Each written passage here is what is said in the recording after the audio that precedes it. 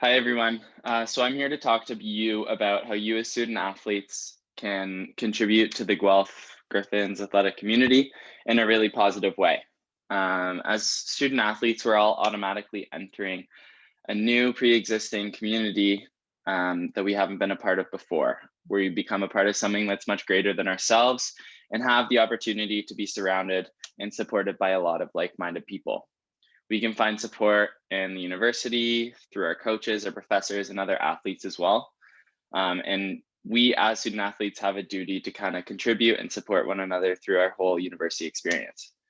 The beauty of being a Griffin is the collective sense of pride and joy that we get through watching our own teammates, our own team compete, but also the successes of other student athletes that we spend every single day with. And I want to ask you, leading into this talk, about how you want to perceive yourself in this community, what role you want to play, and what legacy do you want to leave.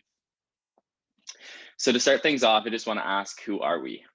Through this image, you can see a unified group of people through a representation of the Griffin on each team's gear. There's a bunch of different unique individuals that you can see in this photo, but they're all expressing their own identity through their sport and their own team gear, which is unified under the Griffin name. The one thing that we don't see, though, is the story about each and every individual that you see in this photo. So I want to ask who you are. What's your gender, your sex, your program, your sport, your hometown, your religion? What are the things that create your own identity? What is your story? What makes you unique?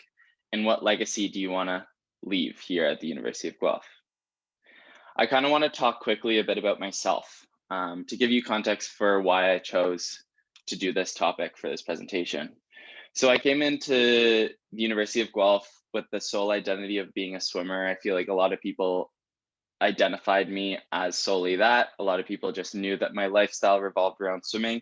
And that's honestly how I kind of perceived myself and how I express myself in most cases. I came into university and had a new experience of coming out of the closet as being gay, and it was in a completely new environment that I was really unfamiliar with. So I was figuring out all of these different aspects about myself in a place that I was unfamiliar with a whole bunch of new people. And I think what was really special was the amount of support that I felt from other people, but that wasn't always the case. So through first and second year, I found myself losing a lot of self-confidence. And it would be through like a lot of homophobic remarks being said, or sometimes like physical homophobia from the leaders, the so-called leaders in the Griffin community. So there would be like kind of the poster child of the University of Guelph, and a lot of who the faculty and staff spoke about as being leaders were the same people that were really pushing me down and making me feel like I was not a part of the Griffin community as much as I wanted to be. I found like my sport and my sexuality were something that always conflicted, and I could never really find a unique balance to like harmonize together to form my actual identity of who I am. And I really want to take a step back and really emphasize that each person's individual impact on this community is huge, and how you perceive yourself and how others perceive you is really, really noticed throughout the community. I want to give a huge shout out to all my friends who actually picked me up and brought me back together again and made me realize that I'm not James the athlete, I'm not James the gay guy, I'm just like James, and that is my life. And I really want you to kind of take this time to find out who you are through your university experience. Next, I want to talk about what determines success. And I think all in all, it kind of comes down to being a part of an empowering environment. So being a part of an empowering environment means that there's strength in different areas. You have a lot of different variety.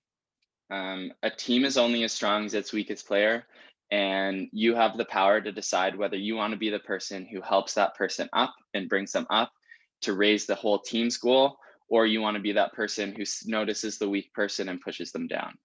I think all in all, if you want to contribute to a healthy environment, you want to talk to each and every one of your teammates, talk to other athletes that you're surrounded by, and really get to know who they are as a person, what makes them different, and what makes them happy, and really emphasize building up character and building up them, because in turn it'll come back, build yourself up. And by doing that, you create a real sense of community and empowerment by everyone celebrating how unique and different everyone is, but having some similar goals and similar motivations to achieve success. In order to create an empowering environment, I broke it down into 3 main areas. So support, challenge, and celebrate. You want to support people who are struggling. You want to support yourself by creating a healthy life balance. And you want to support differences in those who surround you.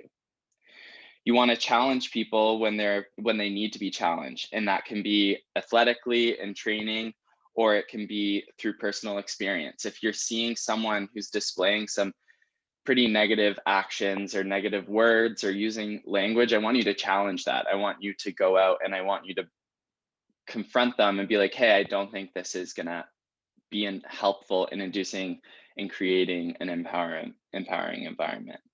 You can also challenge those that make you feel lesser than yourself. Stick up for yourself, be proud of who you are, be proud of your differences, and really own up to your own self-worth. And finally, probably the most importantly, is celebration. Celebrate your own achievements. Be proud, but also celebrate others. Make sure other people feel important. Make sure that that you are recognizing their accomplishments. All in all, if you're recognizing other people and if everyone is recognizing other people, you're going to receive a lot more recognition in yourself, because I feel everything comes full circle. Now, to end things off, I just want to look at this photo again. I want to look at each of these individuals as being a part of the Griffin community. I want you to think about how each of these individuals performed in their own sport, but also pushed one another, set new standards, and supported each other in challenging times. And most importantly, respect each and every one of their own and each other's identities. Understanding that the respect and support is shared throughout all these individuals in this photo increases the sheer amount of power that this photo has. Make your experience powerful, make it supportive, make it challenging, and make it celebrational about yourself and all those around you. You have the power in your community, in our community, to make a difference, and you have the power to create a legacy for yourself and for other people to know you by as well. And I really want you to really support your own self and your own personal development in creating a powerful image of yourself as well. Cheers.